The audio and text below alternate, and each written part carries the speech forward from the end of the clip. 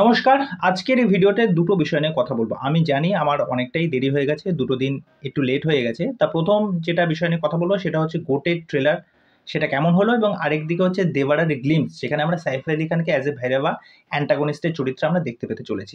তা প্রথমেই চলে আসি থালাপতি বিজয়, পছন্দের একজন অভিনেতা। আমার বরাবরই তার কাজ খুবই ভালো লাগে। তার একটা স্টাইল আছে, অ্যাকশন আছে, ডায়লগ ডেলিভারি আছে, সেগুলো তো আলাদাই। তা প্রথমে বলবো, যেহেতু এটা ৩০০ কোটি টাকা বাজেটের একটা সিনেমা হতে চলেছে, এবং আমরা আগেও এটা শুনেছি যে থালাপতি বিজয় কিন্তু এক প্রকার অ্যানাউন্স করেই দিয়েছেন যে তিনি কিন্তু সিনেমা থেকে রিটায়ার নিচ্ছেন। এবার আমার কাছে এটা একদম জানা নেই যে এটাই কি তার লাস্ট সিনেমা হতে চলেছে কিনা। এবার ট্রেলারটা কেমন হলো দেখুন। থালাপতি বিজয়ের প্রিভিয়াস যে কটা সিনেমা আমি দেখেছি, সেটা যে কটা হোক, সেটা আমার লাস্ট মনে হয় বিস্ট দেখা। তা তার ট্রেলারের মধ্যে একটা অভিনবত্ব থাকে, এবং সেটার মধ্যে কিছু কিছু মুহূর্ত থাকে যেইগুলো মানে মাথার মধ্যে ক্লিক করে যায়, বা ওই ট্রেলারটা দেখে আপনার সিনেমাটা দেখার প্রতি একটা কিন্তু আগ্রহ তৈরি হয়ে যায়। কিন্তু এই ট্রেলারটা আমার কাছে সেরকমভাবে কিন্তু ওয়ার্ক করেনি, ওকে ওকে লেগেছে। দেখুন, এটার যখন পোস্টার এসেছিল, সেই পোস্টারটা কিন্তু খুব ভালো ছিল। আপনারা যদি দেখে থাকেন, লিও যখন এসেছিল, লিওর পোস্টারটাও কিন্তু দারুণ হয়েছিল। সুতরাং এই যে পোস্টার বা ট্রেলার, এর মধ্যে যদি আপনি কিছু নতুন ইম্প্রোভাইজ করেন, তাহলেই কিন্তু দর্শক এই কাজগুলো দেখার জন্য আরও বেশি ইন্টারেস্ট পাবে। এই ট্রেলারের মধ্যে যে অ্যাকশন সিকোয়েন্সগুলো দেখানো হচ্ছে, সেগুলো খুব লার্জার দ্যান লাইফ, দেখতে খুব ভাল লাগছে, খুব স্টাইলাইজ করে। কেননা মেট্রো সিন একটা দেখতে পাচ্ছি, চেস সিন আমরা দেখতে পাচ্ছি, তারপরে হেলিকপ্টার নিয়ে অ্যাকশন ফ্যাকশন করছে, মানে প্রচুর অ্যাকশন থাকতে চলেছে। কিন্তু মানে প্রবলেমটা হচ্ছে, থালাপতি বিজয়ের মতো একজন বড় মাপের একজন অ্যাক্টার, এবার তার বিপরীতে থাকা যে অ্যান্টাগনিস্ট, তাকেও কিন্তু শক্তপোক্ত হতে হবে, নইলে কিন্তু ওই শিয়ানে শিয়ানে টক্কর বিষয়টা কিন্তু হবে না। কিন্তু এখানে যে অ্যান্টাগনিস্ট যে রয়েছে, তাকে কিন্তু আমার সেরকমভাবে অতটা প্রমিসিং লাগছেই না। মানে তার মধ্যে যেন একটা ওজন নেই একদম।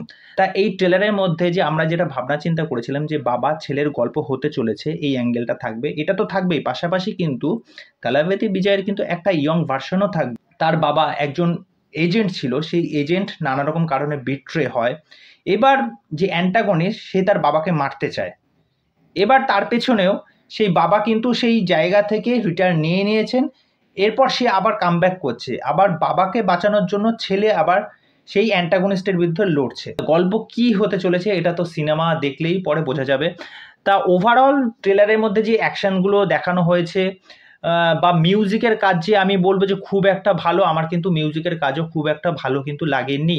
তা সিনেমাটা আসুক, দেখা যাক কেমন হয়। চলে আসি দেওয়ারার গ্লিম্পস নিয়ে, যেখানে আমরা সাইফ আলি খানের চরিত্রটাকে দেখতে পাচ্ছি। সাইফ আলি খান একজন জাদ্রেল অভিনেতা যাকে বলে। মানে আপনি তাকে যে কোনো চরিত্র দিয়ে দিন, সেটা রোমান্টিক হোক, কেন কালহনা হতে আমরা দেখেছি। তারপরে আপনি ওমকারা নিয়ে নিন, ওমকারাতে কি পারফরমেন্স ছিল, দিল চাহতা হাতে দেখে নিন কি পারফর্মার ছিল। তার বিষয়টা হচ্ছে কি, তাকে যে পাত্রেই রাখা হোক না কেন, সেই পাত্রেরই আকার ধারণ করে। এবং রিসেন্ট টাইমে আমার লাস্ট যেখানে আমরা তানাজিতে আমরা সাইফ আলি খানকে দেখেছি, মানে দুর্দান্ত, মানে যে ফেস অফটা হয়েছিল। তো সুতরাং এখানে এই যে ক্যারেক্টারটা আমরা দেখতে পাচ্ছি, তাকে কিন্তু আমরা ফাইট করতে দেখতে পাচ্ছি, চারপাশ থেকে লোকজন ঘিরে রয়েছে, তার নাম উচ্চারণ করছে, এবং এই ক্যারেক্টারটার সাথে কিন্তু এনটিআরের একটা দুর্দান্ত ফেস অফ হবে। এই হচ্ছে অ্যান্টাগনিস্ট, যেটাকে দেখলে মনে হয় এই ক্যারেক্টারটার মধ্যে কিন্তু ওজন আছে। এবং এই গ্লিমসটা যেভাবে আসছে, যেভাবে আমরা সাইফ আলি খানকে দেখতে পাচ্ছি লুঙ্গি টুঙ্গি পরা অবস্থায়, একদম বিয়ার্ড ফিয়ার্ড নিয়ে, মানে আলাদাই লুকস লাগছে, মানে এরকমভাবে সাইফ আলি খানকে আমরা দেখিনি। তা যাই হোক, সাইফ আলি খানের ক্যারেক্টারটা দেখে খুব ভালো লাগছে। এবার দেখা যাক এই কাজটার টিজার বা ট্রেলার কবে আসে। তা আমি তো অপেক্ষায় আছি এই সিনেমাটাকে নিয়ে, স্পেশালি যেহেতু সাইফ আলি খান এবং এনটিআরকে আমরা প্রথমবার একসাথে দেখতে পেতে চলেছি। তা এই বিষয়ে আপনাদের কি মতামত, সেটা অবশ্যই আমাকে কমেন্ট করে জানাবেন। তা চলুন, পরবর্তী ভিডিওতে আবার দেখা হচ্ছে। আর চ্যানেলে এসে চ্যানেলটিকে সাবস্ক্রাইব করে দিয়ে এইভাবে সাথে থাকবেন, পাশে থাকবেন। নমস্কার।